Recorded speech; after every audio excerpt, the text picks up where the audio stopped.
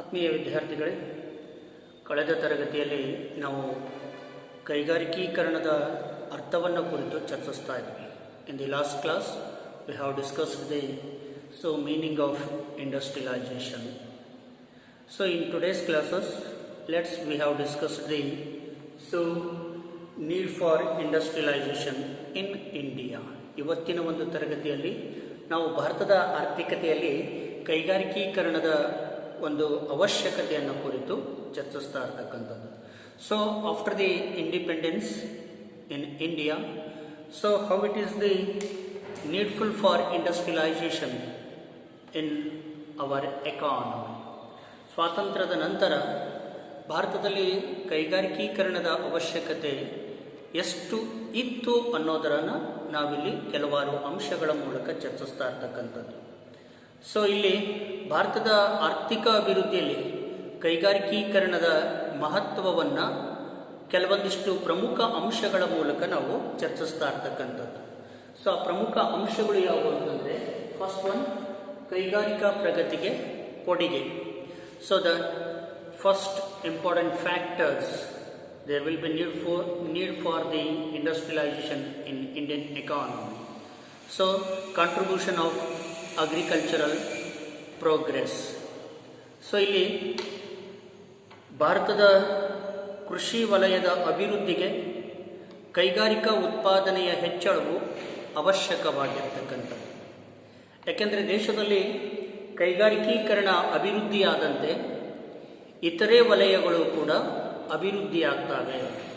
ಕೈಗಾರಿಕಾ ಕ್ಷೇತ್ರ ವಿಸ್ತರಣೆಯಾದಂತೆ, ಅಭಿವೃದ್ಧಿಯಾದಂತೆ ಈ ಕಡೆ ಕೃಷಿ ಕ್ಷೇತ್ರವೂ ಕೂಡ ಅಭಿವೃದ್ಧಿಯಾಗುತ್ತೆ, ಇನ್ನೊಂದು ಕಡೆ ಸೇವಾ ಕ್ಷೇತ್ರವೂ ಕೂಡ ಅಭಿವೃದ್ಧಿಯಾಗ್ತಕ್ಕಂಥದ್ದು. When so the development of the industrialisation, so and that countries will be developed in other sector, whether it is agriculture and service sector also. ಯಾವಾಗ ದೇಶದಲ್ಲಿ ಕೈಗಾರಿಕೀಕರಣ ಅಭಿವೃದ್ಧಿ ಆಗುತ್ತದೆಯೋ ಆಗ ಆ ದೇಶದ ಕೃಷಿ ಮತ್ತು ಸೇವಾ ಕ್ಷೇತ್ರಗಳು ಕೂಡ ಸಾಕಷ್ಟು ರೀತಿಯಲ್ಲಿ ಪ್ರಗತಿಯನ್ನು ಸಾಧಿಸ್ತಾ ಇರ್ತಕ್ಕಂಥದ್ದು. ಸೊ ಕೈಗಾರಿಕೆಗಳು ಕೃಷಿಗೆ ಅಗತ್ಯವಿರ್ತಕ್ಕಂತಹ ಹೂಡುವಳಿಗಳನ್ನು ಒದಗಿಸಿಕೊಡ್ತಕ್ಕಂಥದ್ದು.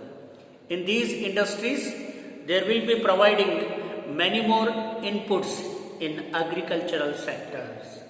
ಇವತ್ತು ಕೈಗಾರಿಕೆಗಳು ಕೃಷಿ ಉತ್ಪಾದನೆಗೆ ಬೇಕಾಗಿರ್ತಕ್ಕಂತಹ ಅನೇಕ ಅಗತ್ಯವಿರ್ತಕ್ಕಂಥ ಹೂಡುವಳಿಗಳನ್ನು, ಇನ್ಪುಟ್ಸ್ಗಳನ್ನು ಒದಗಿಸಿಕೊಡ್ತಕ್ಕಂಥದ್ದು. ವ್ಯವಸಾಯಕ್ಕೆ ಬೇಕಾಗಿರ್ತಕ್ಕಂತಹ ಯಂತ್ರೋಪಕರಣಗಳು, ಯಂತ್ರಗಳು, ರಾಸಾಯನಿಕ ಗೊಬ್ಬರಗಳು, ಕೀಟನಾಶಕಗಳು ಇವೆಲ್ಲವುಗಳು ಕೂಡ ಕೈಗಾರಿಕಾ ಉತ್ಪನ್ನಗಳಾಗಿರ್ತಕ್ಕಂಥದ್ದು.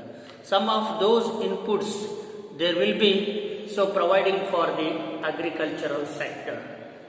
So industries, there will be providing for the some of those agricultural inputs in agricultural sector. Suppose the machines, mechanism implements, chemical fertilizer, pesticides, some of these goods there will be manufactured by the industries. So in these industries, there will be providing for in these inputs to the agricultural sector. ಇವತ್ತು ಕೈಗಾರಿಕೆಯಲ್ಲಿ ಉತ್ಪಾದನೆಯಾಗ್ತಕ್ಕಂಥ ಅನೇಕ ಉತ್ಪನ್ನಗಳು ಕೃಷಿಗೆ ಹೂಡುವಳಿಯಾಗಿ ಪೂರೈಕೆಯಾಗ್ತಾ ಇರ್ತಕ್ಕಂಥದ್ದು. ಯಂತ್ರಗಳಾಗಿರ್ಬೋದು, ಯಂತ್ರೋಪಕರಣಗಳಾಗಿರ್ಬೋದು, ರಾಸಾಯನಿಕ ಗೊಬ್ಬರ ಆಗಿರ್ಬೋದು, ಕೀಟನಾಶಕಗಳಾಗಿರ್ಬೋದು, ಇವೆಲ್ಲವುಗಳು ಕೂಡ ಕೈಗಾರಿಕಾ ಉತ್ಪನ್ನಗಳು. ಕೈಗಾರಿಕೆಗಳು ಇವುಗಳನ್ನು ಉತ್ಪಾದನೆ ಮಾಡಿ ಕೃಷಿ ವಲಯಕ್ಕೆ ಕೊಟ್ಟಾಗ ಮಾತ್ರ ಕೃಷಿ ಅಭಿವೃದ್ಧಿಯಾಗಲಿಕ್ಕೆ ಸಾಧ್ಯವಾಗ್ತಕ್ಕಂಥದ್ದು. ಹಾಗಾಗಿ ಕೈಗಾರಿಕೆಯು ಅಭಿವೃದ್ಧಿಯಾಗದೇ ಇದ್ದರೆ ವ್ಯವಸಾಯಕ್ಕೆ ಈ ಸರಕುಗಳು ದೊರೆಯೋದೇ ಇಲ್ಲ. Without the development of in industrial sector, in these goods they cannot be available for the agricultural sector, whether it is fertiliser, pesticides, mechanism implements, some of those inputs cannot be available for agricultural sector without the development of industrial sector. ಹಾಗಾಗಿ ಕೈಗಾರಿಕಾ ಕ್ಷೇತ್ರ ಅಭಿವೃದ್ಧಿ ಆಗದೆ ಹೋದರೆ ವ್ಯವಸಾಯಕ್ಕೆ ಅಗತ್ಯವಿರ್ತಕ್ಕಂಥ ಈ ಹೂಡುವಳಿಗಳು ದೊರೆಯದೇ ಇರ್ತಕ್ಕಂಥದ್ದು. ಆದ್ದರಿಂದ ಕೃಷಿ ವಲಯದಲ್ಲಿ ಉತ್ಪನ್ನದ ಹೆಚ್ಚಳಕ್ಕೆ ಕೈಗಾರಿಕಾ ವಲಯದ ವಿಕಸನ ಅತಿ ಅವಶ್ಯಕವಾಗಿರ್ತಕ್ಕಂಥದ್ದು. ಹಾಗೆಯೇ ಕೃಷಿ ಉತ್ಪನ್ನಗಳನ್ನು ಬಳಸಿಕೊಳ್ಳುವುದು ಕೈಗಾರಿಕಾ ಅಭಿವೃದ್ಧಿಯು ಅವಶ್ಯಕವಾಗಿರ್ತಕ್ಕಂಥದ್ದು. So industrial need, it is a very important for the utilization of the some of raw materials of agricultural goods. ಇವತ್ತು ಕೃಷಿ ಉತ್ಪನ್ನಗಳನ್ನು ಬಳಸಿಕೊಳ್ತಕ್ಕಂಥದ್ದು ಕೈಗಾರಿಕಾ ಅಭಿವೃದ್ಧಿಯ ಒಂದು ಅವಶ್ಯಕವಾಗಿರ್ತಕ್ಕಂಥದ್ದು. ಹತ್ತಿ, ಸೆಣಬು, ಕಬ್ಬು, ಎಣ್ಣೆ ಬೀಜಗಳು ಇನ್ನೂ ಮುಂತಾದ ಈ ಕೃಷಿ ಉತ್ಪನ್ನಗಳು ಕೈಗಾರಿಕಾ ಚಟುವಟಿಕೆಗಳಿಗೆ ಕಚ್ಚಾ ವಸ್ತುಗಳಾಗಿರ್ತಕ್ಕಂಥದ್ದು. Some of those agricultural commodities there will be supplied on the basis of raw materials to the industrial sector. For example, cotton, jute, sugar, oil seeds, some of others agricultural product there will be supplied to the industrial sector based on raw material. So in these industries is a called upon a agri-based industries. ಇವತ್ತು ಈ ಕೃಷಿ ಉತ್ಪನ್ನಗಳನ್ನು ಕಚ್ಚಾ ವಸ್ತುಗಳನ್ನಾಗಿ ಬಳಸಿಕೊಂಡು ಸಿದ್ಧ ವಸ್ತುಗಳನ್ನಾಗಿ ಉತ್ಪಾದನೆ ಮಾಡತಕ್ಕಂಥ ಕೈಗಾರಿಕೆಗಳನ್ನು ಕೃಷಿ ಆಧಾರಿತ ಕೈಗಾರಿಕೆಗಳು ಅಂತ ಕರೀತಾ ಇದ್ದೀವಿ. ಹತ್ತಿ ಬಟ್ಟೆ, ಸೆಣಬು, ಸಕ್ಕರೆ ಮತ್ತು ಎಣ್ಣೆ ಬೀಜಗಳ ಕೈಗಾರಿಕೆಗಳು ಇವು ಕೃಷಿ ಆಧಾರಿತ ಕೈಗಾರಿಕೆಗಳು, ಕೃಷಿ ಅವಲಂಬಿತ ಕೈಗಾರಿಕೆಗಳು. ಏಕೆಂದರೆ ಕೃಷಿಯ ಕಚ್ಚಾ ಉತ್ಪನ್ನಗಳು ಇವುಗಳಿಗೆ ಪೂರೈಕೆ ಆಗದೆ ಹೋದರೆ ಈ ಕೈಗಾರಿಕೆಗಳು ಅಭಿವೃದ್ಧಿ ಆಗಲಿಕ್ಕೆ ಸಾಧ್ಯವೇ ಇಲ್ಲ. ಹಾಗಾಗಿ ಈ ಕೃಷಿ ಸರಕುಗಳ ಉಪಯೋಗಕ್ಕೆ ಬರಲಿಕ್ಕೆ ಸಾಧ್ಯವೇ ಇಲ್ಲ. ಅಂದರೆ ಈ ಕೈಗಾರಿಕೆಗಳು ಇರದೇ ಇದ್ದಿದ್ರೆ, ಹೌದಾ, ಕೃಷಿ ಆಧಾರಿತ ಕೈಗಾರಿಕೆಗಳು ಇರದೇ ಇದ್ದಿದ್ರೆ ಇವತ್ತು ಕೃಷಿಯಲ್ಲಿ ಉತ್ಪಾದನೆ ಮಾಡ್ತಕ್ಕಂಥ ಈ ಸರಕುಗಳು ಉಪಯೋಗಕ್ಕೆ ಬಾರದೇ ಇರತಕ್ಕಂಥ ಒಂದು ಪರಿಸ್ಥಿತಿ ನಿರ್ಮಾಣವಾಗ್ತಿತ್ತು. ಅಂದರೆ ಕೈಗಾರಿಕಾ ಅಭಿವೃದ್ಧಿ ಆದಾಗ ಮಾತ್ರ ಕೃಷಿ ಉತ್ಪನ್ನಗಳನ್ನು ಕೂಡುವಳಿಗಳಾಗಿ ಬಳಸಿಕೊಳ್ಳಲಿಕ್ಕೆ ಸಾಧ್ಯವಾಗ್ತಕ್ಕಂಥದ್ದು. ಹಾಗಾಗಿ ಕೈಗಾರಿಕಾ ಪ್ರಗತಿಯು ಈ ಕೃಷಿ ಉತ್ಪನ್ನಗಳಿಗೆ ಬೇಡಿಕೆಯನ್ನು ಅಧಿಕಗೊಳಿಸ್ತಕ್ಕಂಥದ್ರ ಮೂಲಕ ಕೃಷಿ ವಲಯದ ಬೆಳವಣಿಗೆಗೆ ನೆರವನ್ನು ನೀಡುತ್ತದೆ ಅನ್ನೋದು. ಎರಡನೇದು ಅರ್ಥವ್ಯವಸ್ಥೆಯ ಆಧುನೀಕರಣಕ್ಕೆ ಕೊಡುಗೆ. So help for the modernisation of the economy. When we must be developed in industrial sector, it is a very help for some modernization of the economy. So ಈ ಕೈಗಾರಿಕೀಕರಣದ ಅಭಿವೃದ್ಧಿ ಅರ್ಥವ್ಯವಸ್ಥೆಯ ಆಧುನೀಕರಣಕ್ಕೆ ಬಹಳಷ್ಟು ನೆರವಾಗಿರ್ತಕ್ಕಂಥದ್ದು. ಸೊ ಸಾರಿಗೆ ಮತ್ತು ಸಂಪರ್ಕಗಳ ಬೆಳವಣಿಗೆ ಕೈಗಾರಿಕೆಗಳಿಗೆ ಅತಿ ಅವಶ್ಯಕವಾಗಿರ್ತಕ್ಕಂಥದ್ದು. ರೈಲುಗಳು, ಹಡಗುಗಳು, ಮೋಟಾರು ವಾಹನಗಳು, ಅವುಗಳ ಬಿಡಿ ಭಾಗಗಳು, ಹಾಗೆಯೇ ದೂರವಾಣಿ ಉಪಕರಣಗಳು, ರೇಡಿಯೋ ಸೇರಿದಂತೆ ಎಲ್ಲ ವಿಧಗಳ ಸಾರಿಗೆ ಮತ್ತು ಸಂಪರ್ಕ ಸಾಮಗ್ರಿಗಳು ಇವೆಲ್ಲವೂ ಕೂಡ ಕೈಗಾರಿಕಾ ಉತ್ಪನ್ನಗಳಾಗಿರ್ತಕ್ಕಂಥದ್ದು. ವಸತಿ ನಿರ್ಮಾಣಕ್ಕೆ ಅಗತ್ಯವಾಗಿರ್ತಕ್ಕಂತಹ ಕಬ್ಬಿಣ ಆಗಿರ್ಬೋದು, ಉಕ್ಕು, ಸಿಮೆಂಟ್ ಮೊದಲಾದ ಸರಕುಗಳು ಸಹ ಕೂಡ ಕೈಗಾರಿಕಾ ಉತ್ಪನ್ನಗಳೇ ಆಗಿರ್ತಕ್ಕಂಥದ್ದು. ಈ ಎಲ್ಲ ಸಾಮಗ್ರಿಗಳು ಸಾರಿಗೆ, ಸಂಪರ್ಕ, ನಿರ್ಮಾಣ ಮೊದಲಾದ ವಲಯಗಳ ಅಭಿವೃದ್ಧಿಗೆ ಬಹಳಷ್ಟು ಸಹಾಯವನ್ನು ಮಾಡತಕ್ಕಂಥದ್ದು. ಈ ವಲಯಗಳ ಅಭಿವೃದ್ಧಿಯಿಂದಾಗಿ ಅರ್ಥವ್ಯವಸ್ಥೆ ಏನಾಗುತ್ತೆ, ಆಧುನೀಕರಣಗೊಳ್ಳತಕ್ಕಂಥದ್ದು ಮತ್ತು ಈ ಆರ್ಥಿಕ ಚಟುವಟಿಕೆಗಳು ನಿರಂತರವಾಗಿ ಹೆಚ್ಚಳವಾಗಲಿಕ್ಕೆ ಕಾರಣವಾಗ್ತಕ್ಕಂಥದ್ದು. ಹಾಗಾಗಿ ಕೈಗಾರಿಕೆಗಳು ರಾಷ್ಟ್ರದ ಅಭಿವೃದ್ಧಿಗೆ ಮಾತ್ರವಲ್ಲದೆ ಅರ್ಥವ್ಯವಸ್ಥೆಯ ಆಧುನೀಕರಣಕ್ಕೂ ಕೂಡ ಕೊಡುಗೆ ನೀಡಿರ್ತಕ್ಕಂಥದ್ದು. And next, third important factor, ಉದ್ಯೋಗಾವಕಾಶಗಳ ಸೃಷ್ಟಿ, creation of employment opportunities. So the need for industrialization, it is a very helpful to the creation of employment opportunities of a country.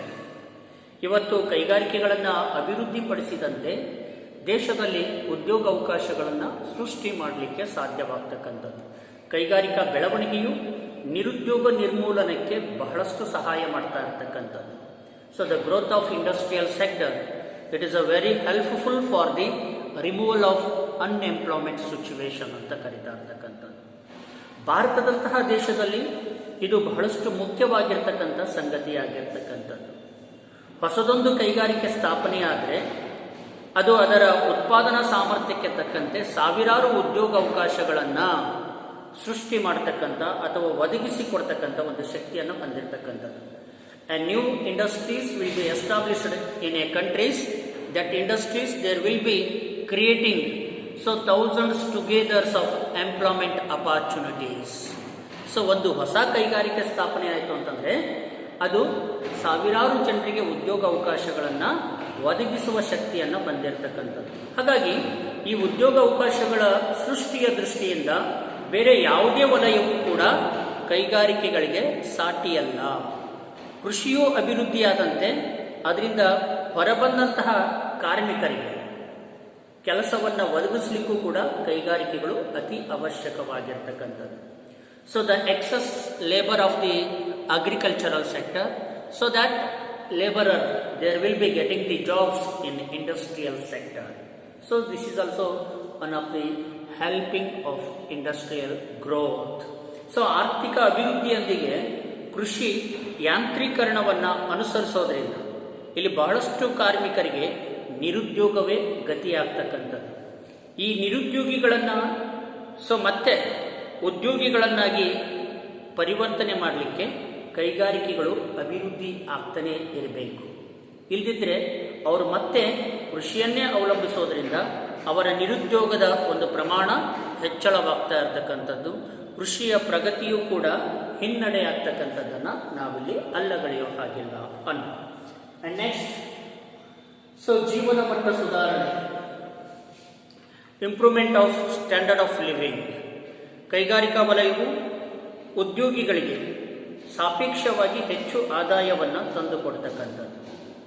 When a person will be got a job, so that person will be earning of more real or comparative income.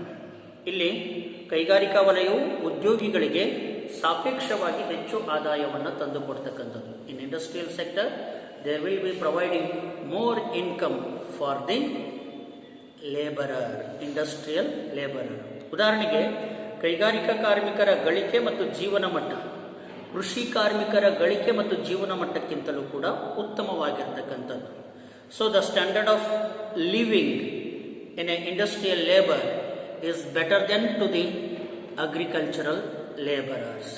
ಇವತ್ತು ಕೃಷಿ ಕಾರ್ಮಿಕರಿಗಿಂತ ಕೈಗಾರಿಕಾ ಕಾರ್ಮಿಕರ ಜೀವನ ಮಟ್ಟ ಬಹಳಷ್ಟು ಉತ್ತಮದಾಯಕವಾಗಿರ್ತಕ್ಕಂಥದ್ದು. ಯಾಕೆಂದರೆ ಅವರಿಗೆ ನಿರಂತರವಾಗಿ ಆದಾಯ ಬರ್ತಾ ಇರೋದರಿಂದ ಅವರ ಜೀವನ ಮಟ್ಟ ಸುಧಾರಣೆ ಆಗ್ತಾ ಇರ್ತಕ್ಕಂಥದ್ದು. ಹಾಗಾಗಿ ಈ ಕೈಗಾರಿಕಾ ಕೇಂದ್ರಗಳು ಇವತ್ತು ನಗರಗಳಲ್ಲಿ, ಪಟ್ಟಣ ಪ್ರದೇಶಗಳಲ್ಲಿ ಸಾಕಷ್ಟು ರೀತಿಯಲ್ಲಿ ಬೆಳವಣಿಗೆ ಆಗ್ತಾ ಇರೋದರಿಂದ ಅವುಗಳನ್ನು ಅವಲಂಬಿಸಿರ್ತಕ್ಕಂಥ ಜನರಿಗೆ ಬಾಹ್ಯ ಪ್ರಪಂಚದೊಡನೆ ವ್ಯಾಪಕವಾಗಿರ್ತಕ್ಕಂಥ ಸಂಪರ್ಕವನ್ನು ಹೊಂದಲಿಕ್ಕೆ ಮತ್ತು ನಾಗರಿಕತೆಯಲ್ಲಿ ಮುನ್ನಡೆಯನ್ನು ಸಾಧಿಸಲಿಕ್ಕೆ ಸಹಾಯಕವಾಗಿರ್ತಕ್ಕಂಥದ್ದು ಈ ಕೈಗಾರಿಕೆಗಳು ಅನ್ನೋದು.